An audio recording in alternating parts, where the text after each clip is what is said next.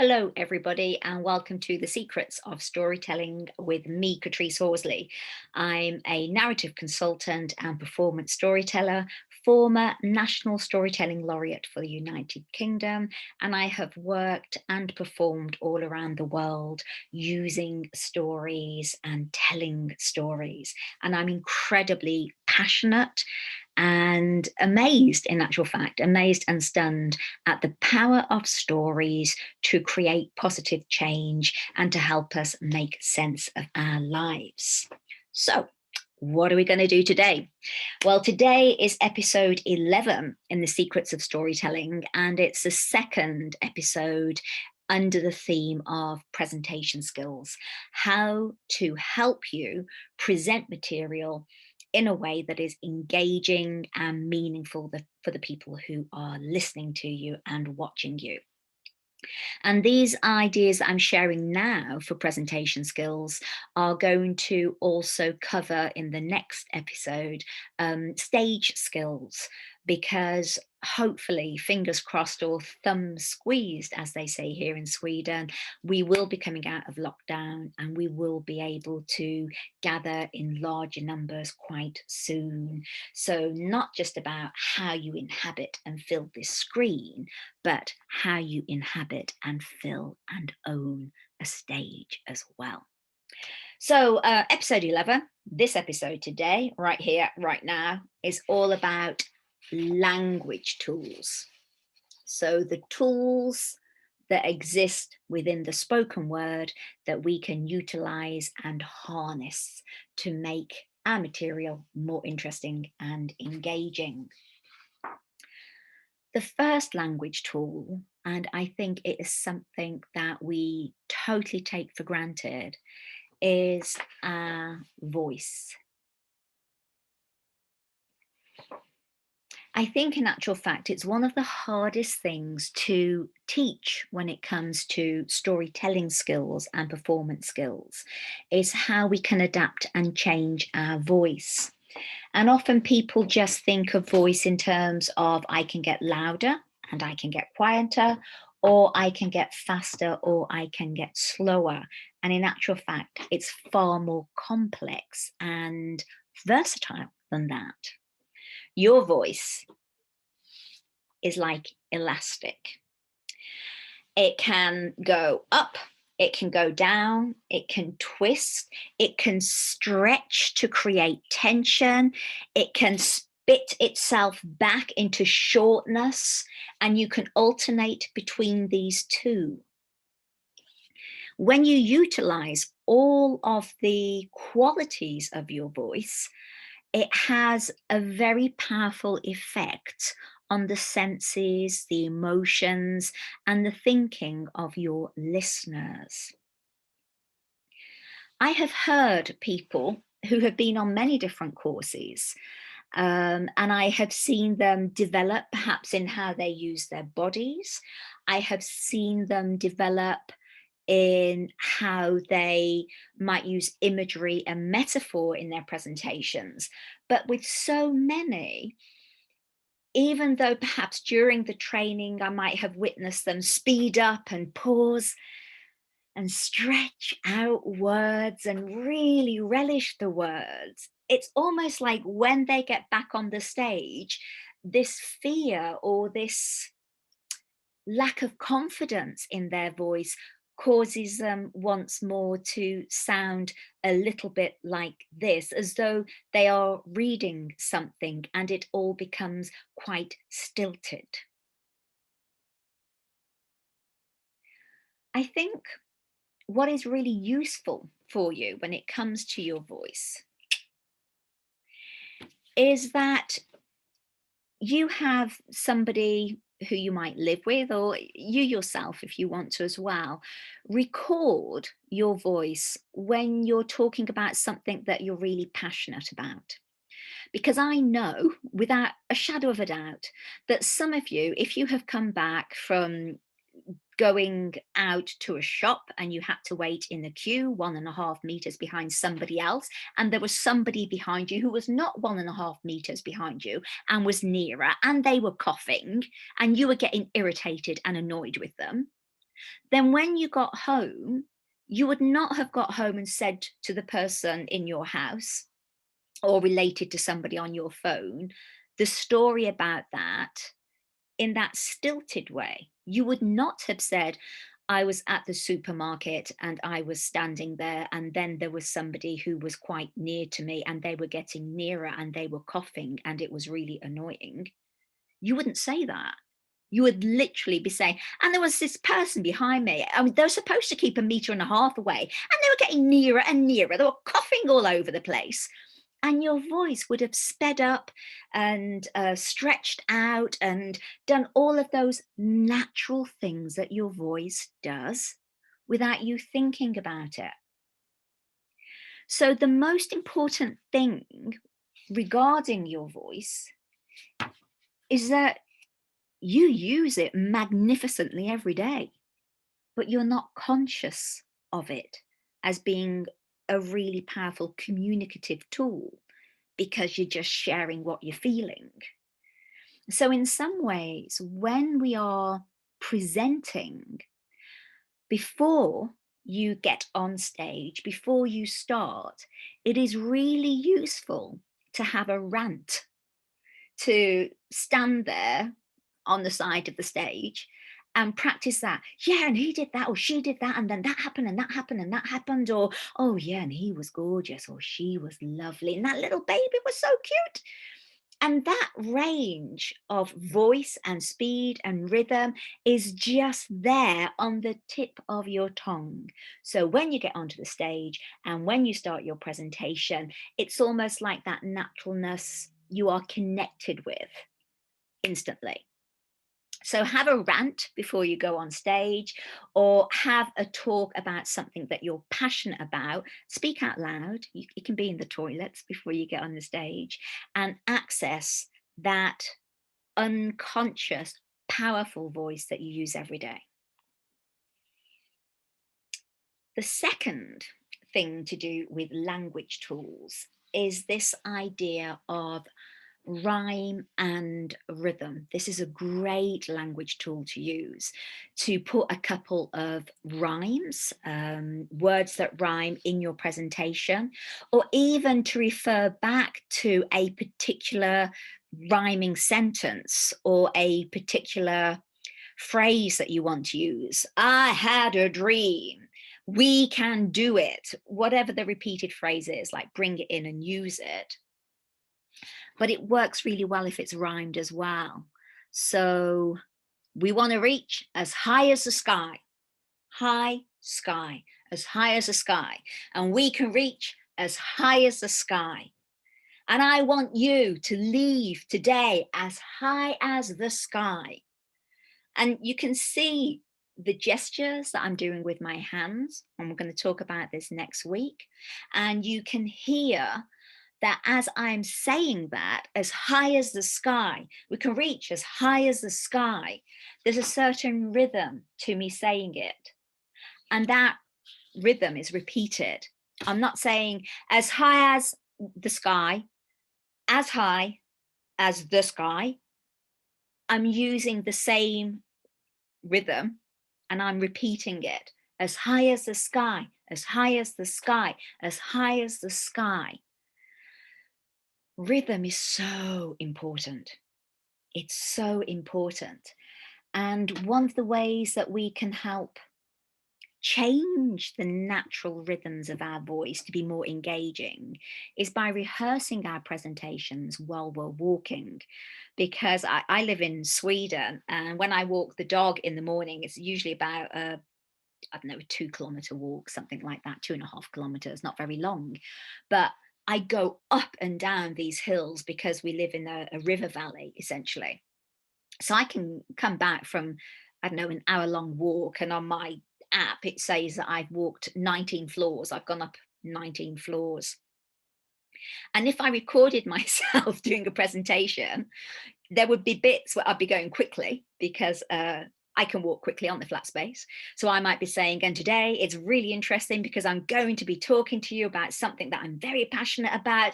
And one of the things that I want to say, which is vital here, and I have to start to slow down because I'm coming up quite a steep hill. And it's fascinating to record yourself while you're doing that and see those changes in the rhythm of what you're saying. Now, if you haven't got access to an uppy downy environment outside, my one friend, Dr. Lucy Rogers, and she does great presentations, and I'll put a link into her stuff below. She literally walks one flight. If she walks for an hour, does a 5K run, it's like one story she's gone up. So if you're like her and you haven't got access to those spaces, this is really useful, a metronome, and you can have them on your mobile phones. You don't have to have an old school one like this, but you can change the rhythm of what you are saying and just play round a bit. And then when you push it down, it goes a lot faster and you have to speed it up, and then it's kind of slightly more interesting and a little bit staccato. It sounds silly, but it is great fun and enjoyable to do. And playing always is a great way of learning new skills. I have to tell you, my little dog's just come in. He's pushed open the door. So I'm going to leap away for a second and shut this door and seal him under the desk. Wait 1 second.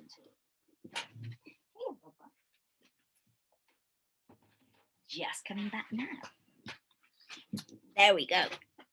Life interferes sometimes, but what a lovely interference when it comes to my little dog. The next thing that I want to talk about is pace and pause. And pace is different to rhythm because you might have a certain rhythm that you use with your repeated phrases, but the pace is the overall pace of your presentation. And I talked about this in story structures, this idea of there will be peaks and then you'll start to come down. So the build up, the build up, the build up to the peak of this presentation that you're going to deliver. And then you might stretch out your words, coming down like you are melting into this perfect resolution.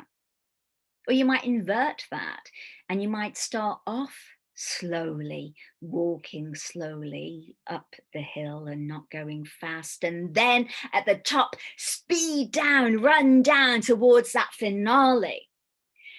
And in each of these, you can do like small peaks and troughs throughout the presentation, speeding up and slowing down and speeding up and slowing down and taking your audience on that journey with you. Pausing is vital because sometimes people can't take it all in. I was doing a performance the other night and I realized how rich the language was, and it was quite insistent. The whole performance was quite an insistent story, very powerful. And it's almost like I had to pause to say, right, that's that bit done. Like a sorbet to help people digest that section before they were ready to start the next. So a pause is almost like a sorbet in between your presentation to help people digest what you have just said, especially if your presentation is information heavy. And finally, I'm just going to mention a couple of brilliant tools that you can use, and that the more you use them, the more accessible they are, and you won't even have to think about them. So alliteration is where you have a run of words that all begin with the same sound. So let me see, a long, lengthy, luxurious bath, a long, lengthy, luxurious bath, la, la, la, la, la.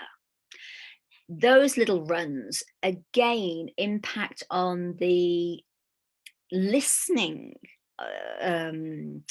skills of the people. They snag people's attention in quite a subtle way. Onomatopoeia is where something sounds like what it's describing. So if you wanted to talk about a sizzling symphony of syntaxes that you are going to stimulate. So sizzle sounds like sizzling. It sounds like frying something in a frying pan, the bacon sizzled. So a sizzling symphony sounds like what's happening in your brain as you are stimulating those synapses. So that's alliterative and onomatopoeic. Assonance is where you have similar vowel sounds in the middle of words. So let me see, an OU sound repeated in the middle of words. So they don't have to begin the same, they don't have to rhyme through, I want to say shoe because it rhymes. And that is also assonance, but it's this OU repetition. Foul, ground, I want to say found because it rhymes. So foul, ground, lounge, all of those are similar in their vowel sounds. And again, that affects the ear in a different way.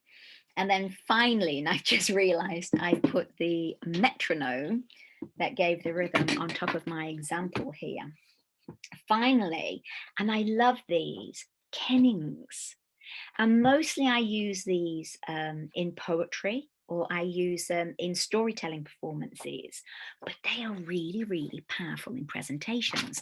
And it's a kind of old Anglo-Saxon way of using two words to describe something, a little bit like a metaphor. So it might be a whale road for the sea, because it's a road for whales. Whales being the creature, not the country. And so I do a show where I describe a crow as an inked walker, a night stalker, a soul eater, a moon greeter. So two words, two words, two words, two words to describe something else. And you might be thinking, hold on, how do I put that in a presentation? If you're talking to a load of tech people, perhaps, you could do something like, I want to speak to all of you button pushers. They might not like that. Button pushers. I want to speak to all of you button pushers, code makers, binary bakers, world creators. And so as you're using those kennings, you're kind of starting off with something a bit dismissive. You just press buttons. And then you start saying, well, actually, you do make codes, building up. Binary bakers, baking the binary codes, brilliant. Building up, world creators, because that is what they do. They create virtual worlds that enable us to connect. So this idea of power in your presentations doesn't just come from your connection to your emotions, doesn't just come from your physicality supporting those emotions and the words. It also comes from the runs of words that you use and the language tools that you use. So they are vital in creating a presentation that pulls people along. In some ways, if you think back to my previous video that talked about the sea being your passion and the boat being your care for the people you're talking to or for your subject, and the rudder being how you use your skills, so when we're talking about language tools, they are part of that rudder that directs where you want your audience to arrive. But if you use that repeated rhythm, that repetition, that assonance, that onomatopoeia, and the kennings, it's almost like the use of those pushes the sea, creates that passion and that swell to drive your audience to that landing point that you want them to arrive at. They might not be the things that you find really accessible. And you might go, "Oh, I was never good at literature at school." It doesn't matter, because literally the more you use them, the easier it becomes to use them, and they just drip off your tongue like honey. I did not start out being able to access language so easily. I have taught myself to do it by repeating it and increasing it. So it's become embedded, almost like I don't have to think about it anymore.